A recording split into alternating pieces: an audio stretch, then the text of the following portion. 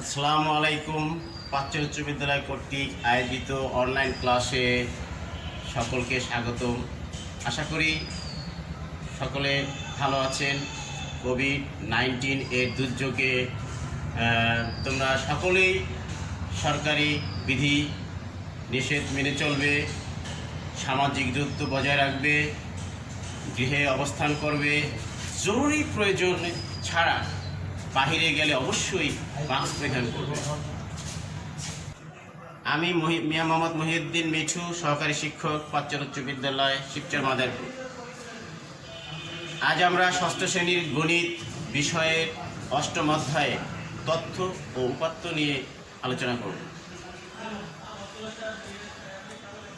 তথ্য উপাত্ত, যখন এই অধ্যায়ে আমরা যাব তখন আমাদেরকে এই তথ্য উপাত্ত সম্পর্কে ভালোভাবে জ্ঞান থাকতে হবে। যেহেতু আমরা তথ্য প্রযুক্তির যুগের আছি, সেক্ষেত্রে তথ্য জিনিসটা কি সেটা আমাদের জানতে হবে। প্রতিনিয়তই আমরা সকল বিষয়ের তথ্য সম্বন্ধে আমরা জানি এবং এটা সম্মুখীন হই। তথ্যপত্র সংখ্যাভিত্তিক তথ্য হচ্ছে যে আমরা দৈনন্দিন জীবনে যা কিছু খবরাখবর জানি তা হচ্ছে তথ্য। উপাত্ত হচ্ছে সংখ্যা ভিত্তিক, যে তথ্যটাকে আমরা সংখ্যা ভিত্তিক নির্বাচন করি সেটা হইল উপাত্ত। তথ্যের সাথে উপাত্তের একটা যে সম্পর্ক। এবার আসি আমরা বিন্যস্ত। বিন্যস্ত হচ্ছে যে কোনো জিনিস সাজিয়ে লেখা, এটাকে বিন্যস্তকরণ।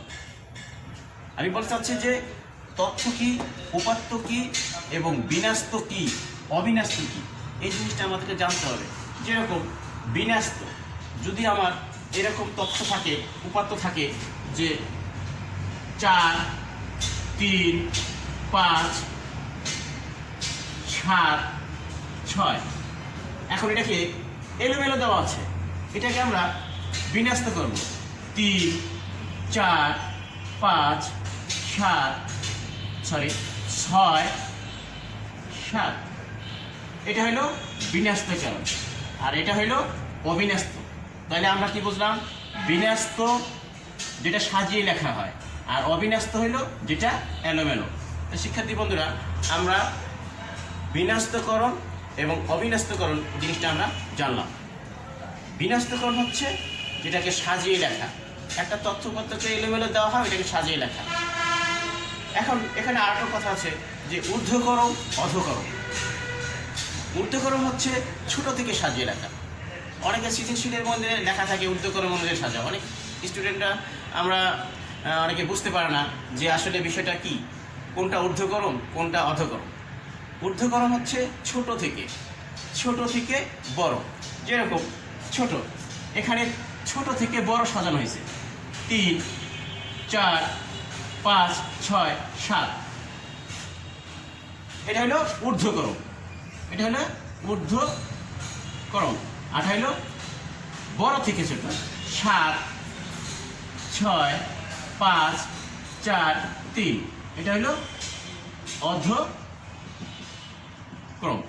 তাহলে আমরা বেসিক নলেজ সম্বন্ধে যদি আমরা এই না জানি, তাহলে কিন্তু আমরা শেখার সময় এবং প্রশ্ন যখন আসবে, সৃজনশীলে যখন আসবে, তখন কিন্তু আমাদের বুঝতে সমস্যা হবে। যেটা বুঝবো না সেটা কিন্তু আমরা সঠিকভাবে নির্বাচন করতে পারবো না। বিষয়টা কিন্তু এরকম।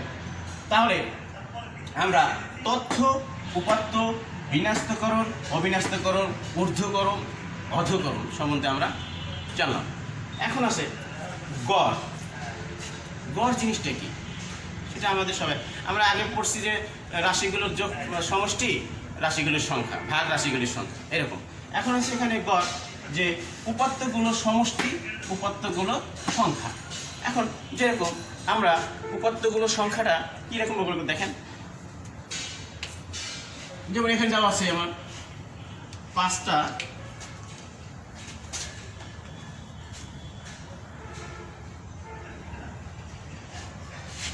এখানে আমার দেওয়া আছে 1, 4, 3, 5, 7, 6, 5টা কি আছে, উপাত্তগুলো সংখ্যা আছে 5টা। এগুলো হচ্ছে সব উপাত্ত।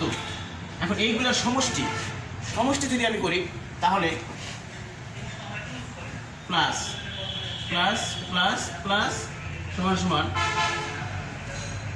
7 আর 4 আর 3 7, 7 আর 5 12, 12 19, 19 আর 5 25 পাইলাম। উপাত্তগুলোর সমষ্টি পাইলাম। এটা উপাত্ত, এগুলা উপাত্তগুলোর সমষ্টি পাইলাম। এখন উপাত্তগুলোর সংখ্যা, সংখ্যাটা কি? সংখ্যাটা হচ্ছে 1 2 3 4 5। তাইলে আমরা উপাত্তগুলোর সংখ্যা হলো 5টা। তাইলে উপাত্তগুলোর সমষ্টি পাইলাম 25 আর ওইটার সংখ্যা পাইলাম 5। তো 25 দ্বারা যখন আমরা এটাকে ডিভাইড করব তখনই কিন্তু আমার গড় সংখ্যাটা বেড়ে যাবে। তাইলে আমার গড় আসতেছে কি? উপাত্তগুলোর সমষ্টি, উপাত্তগুলোর সমষ্টি পাইলাম 25, উপাত্তগুলোর সংখ্যা 1 2 3 4 5। তাহলে 5 দ্বারা 25কে ভাগ করলে 5 5 25। তাহলে আমার গড় আসলো 5। এখানে ভাগ করলে আমরা কি পাবো?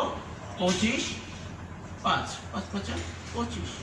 তাহলে আমার গড় আসলো, তো গড়টা আমরা পেয়ে গেলাম 5। তাহলে আমরা গড় সম্বন্ধে আমরা বুঝলাম। এবার আসে মধ্য। মধ্য কিন্তু আমরা দুইটা নির্বাচন করছি। 2 নম্বরে দিয়েছি মধ্য, 3 নম্বরের মধ্য। দুইটা নিয়মে মধ্য করা যায়। সেটা কিরকম? যে মধ্য উপাত্তগুলোর সংখ্যা যোগ 1। আবার আমি বলছি বা দিয়ে বলছি n প্লাস 1/2 তম পদ।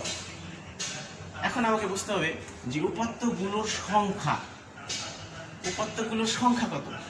যেরকম আবার আমি একটু মেনুতে লিখে দিয়েছি, যদি উপাত্ত সমূহের সংখ্যা বিজোড় হয়। এখানে আছে উপাত্ত সংখ্যা 1 2 3 4 5, তাহলে 5 বিজোড়। এখন এখানে আমরা n দ্বারা সূচিত করছি উপাত্ত সংখ্যা, যেটা আমরা যদি এরকম হয় মধ্য, যে উপাত্ত সমূহের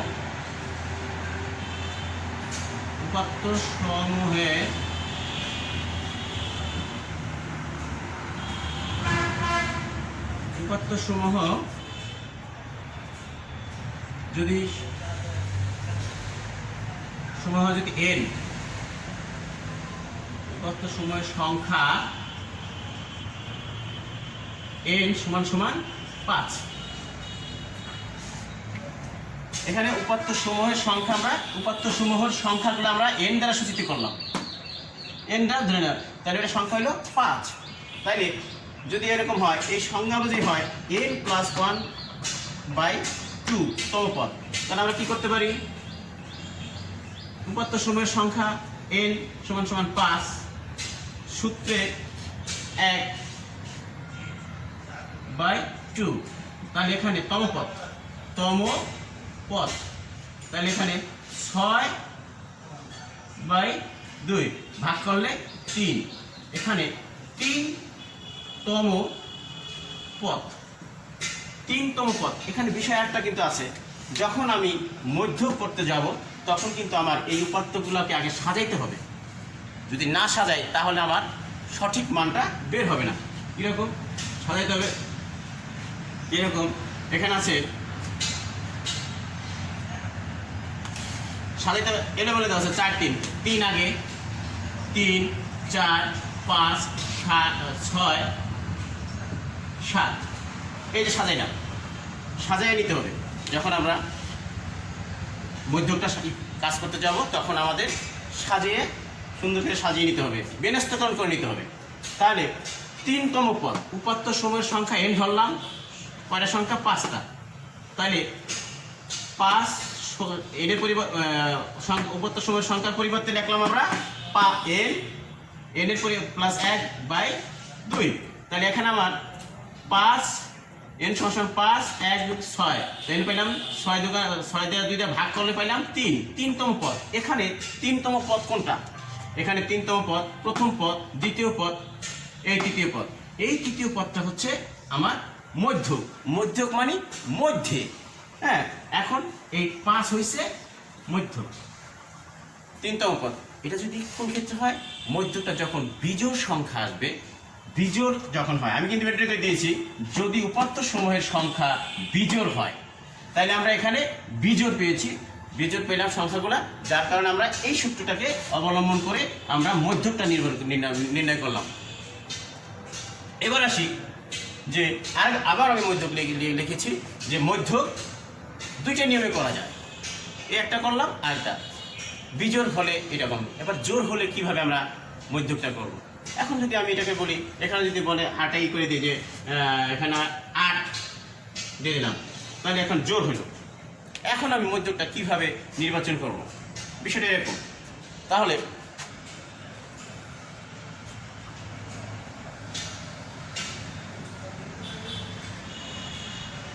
এখানে কিন্তু আমরা উপাত্তের সংখ্যা পাইতেছি, জোড় সংখ্যা কয়টা, 1 2 3 4 5 6। উপাত্ত সমূহের সংখ্যা হলো 6। এখানে আমি দিয়েছি n/2। বইতে কিন্তু এইভাবে বোঝানো নাই, আমি জাস্ট একটু আরো সুন্দর করে ফুটাই তোলার চেষ্টা করছি, বোঝানোর চেষ্টা করছি যে কীভাবে হয় জিনিসটা, যাতে উপরে ক্লাসে উঠলে যাতে সমস্যা তোমাদের না হয়। এই কারণে কিন্তু আমার এরকমভাবে একটু বোঝানোর চেষ্টা করছি। n/2 তম পদ প্লাস n/2 প্লাস 1 তম পদ ভাগ 2। এখন আমরা যদি এই নিয়মে যদি এই জোর হলে যদি উপাত্ত সংখ্যা জোর হয়, তাই জোর হয়েছে 6, এখানে করাইছে জোর হয়েছে 1 2 3 4 5 6। এটা আমরা ধরে নিলাম উপাত্ত সংখ্যা n সমান সমান 6। তাহলে এখানে n সমান সমান যদি আমরা মধ্যক সমান সমান করতে যাই, এখানে 6 6/2, এই সূত্র অনুযায়ী n/2 তম পদ যোগ তম পদ যোগ n/2 সমান সমান আবার 6/2 যোগ 1 তম পদ ভাগ 2। এখন আমরা কি পেয়েছি, 2 3 দোকানে 2 দোকানে 3 দোকানে 6, এখানেও আমরা 3 দোকানে 6 পেয়েছি। কি 3তম পদ, 3তম পদ যোগ 3 আর 1 4, 4তম পদ ভাগ 2। যদি উপাত্ত সমূহের সংখ্যা জোড় হয় তাহলে আমরা কিভাবে বের করব, সেটা কিন্তু এই সংখ্যাটা আমাদের মনে রাখতে হবে। যদি জোড় হয়, জোড় হয়েছে 1 2 3 4 5 6, এটা জোড় সংখ্যা, তাইলে এখানে উপাত্ত সমূহের সংখ্যা n ধরছি সমান সমান 6। তাই সূত্র n/2 তম পদ প্লাস n/2 প্লাস 1 তম পদ, তাহলে 6/2 3তম পদ প্লাস 3 দুগুণে 6, 3 আর 1 4, 4তম পদ। এখানে 3তম পদ হচ্ছে 5 আর 4তম পদ হচ্ছে 6, এই দুইটার সমষ্টি ভাগ 2 হচ্ছে আমার মধ্যক, যদি উপাত্ত সমূহ জোড় সংখ্যা হয়। তাহলে আমরা কি করতে পারি, এখানে 3তম পদ হচ্ছে 5, এখানে হচ্ছে 4তম পদ হচ্ছে 6 ভাগ 2, তাই 11 ভাগ 2। এই 11কে ভাগ করলে যে জিনিসটা আমরা পাবো সেটাই হচ্ছে জোড়ের ক্ষেত্রে মধ্যক। তাহলে আমরা 5 দোকানে 10, এটা 0.0, 5 দোকানে 10, তাহলে আমরা এই মধ্যকটা পেয়েছি আমরা কত, 5.5। এখানে মধ্যক হচ্ছে 5.5। তাহলে আমরা মধ্যক পেলাম। একটা হলো বিজোড়ের ক্ষেত্রে যে সূত্রটা প্রয়োগ করব সেটা হলো এরকম, আর জোড়ের ক্ষেত্রে আমরা যে ইউজ করব সেটা হলো, দুইটা নিয়মে আমাদের ফলো করতে হবে। একটা হলো জোড় সংখ্যা যদি হয় উপাত্ত সমূহ, তখন এই 1 নম্বর মধ্যে সূত্রটা প্রয়োগ করব। আর যদি বিজোড় সংখ্যা যদি বিজোড় সংখ্যা হয় তাহলে প্রথম আমরা এই সূত্রটা প্রয়োগ করব, আর যদি জোড় সংখ্যা হয় তাহলে আমরা এই মধ্যকে এই সংখ্যাটা আমরা প্রয়োগ করব। আমাদের মাথায় রাখতে হবে যে কিভাবে জিনিসটা হয়, এটির বিষয়, মূল বিষয়। এবার আমরা প্রচুরক, একটা উপাত্তের ভিতরে অনেকগুলা সংখ্যা থাকে, যেরকম আমরা এখানে আমরা দিয়েছি 3 4 5 6 7, এখানে 7 আরেকবার 7 দেওয়া হলো, হ্যাঁ, কিংবা 6 আর 3 বার দেওয়া হলো, হ্যাঁ, এরকম যদি যে সংখ্যাটা একের অধিকবার দেওয়া থাকবে সেটা হলো প্রচুরক। যেরকম ওখানে দেওয়া আছে 6 3 বার, তাহলে সর্বাধিক প্রচুরক হচ্ছে 6। তারপরে আছে 7 2 বার, তাহলে সর্বাধিক এরপরে আছে প্রচুরক হচ্ছে 7। ঠিক এরকম ম্যানুয়ালি করে আমরা প্রচুরকটা আমরা বের করব। প্রচুরক হচ্ছে উপাত্ত সমূহের মধ্যে কোন সংখ্যাটা বেশিবার দেওয়া আছে সেটি হচ্ছে প্রচুরক। ওইরকম সিরিয়াল বাই সিরিয়াল আমাদের 3টা থাকলে 3টা, 4টা থাকলে 4টা, এরকম সিরিয়াল বাই সিরিয়াল আমাদের প্রচুরকটা বের করতে হবে। আজকে আমরা তথ্য উপাত্ত সম্বন্ধে যা কিছু জানলাম সেটা শিক্ষার্থী বন্ধুরা তোমাদের উচিত যে বেসিক জিনিসটা আমাদের সঠিকভাবে জানতে হবে। আমি কি শুরু থেকে এই পর্যন্ত যা কিছু করছি সেটা কি কি আলোচনা করলাম। প্রথম আলোচনা করলাম তথ্য উপাত্ত। তথ্য জিনিসটা কি, উপাত্ত জিনিসটা কি সেটা আমার মাথায় থাকতে হবে, সেটা আমাকে চিনতে হবে, জানতে হবে, বুঝতে হবে। তারপর আসতে বিন্যস্তকরণ অবিন্যস্তকরণ। বিন্যস্ত জিনিসটা আমাকে বুঝতে হবে যে বিন্যস্ত জিনিসটা কি সেটা আমরা আলোচনা করছি। এবার অবিন্যস্ত জিনিসটা কি সেটা আমরা আলোচনা করেছি।